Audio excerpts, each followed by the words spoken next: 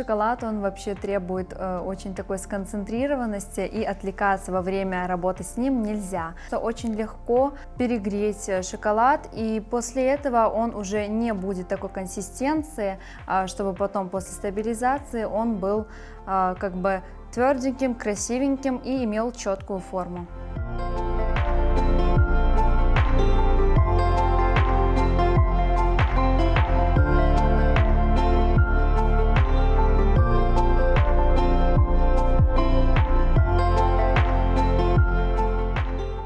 Розочки маленькие из белого и клубничного шоколада. Это и мои фавориты на самом деле. Их очень любят и часто заказывают в подарок для мам и сестер.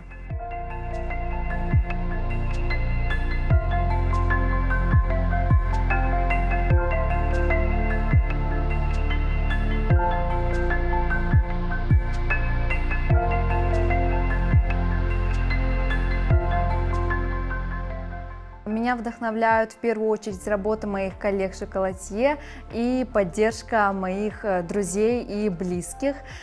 Благодаря этому я хочу расти и дальше развиваться в этой сфере.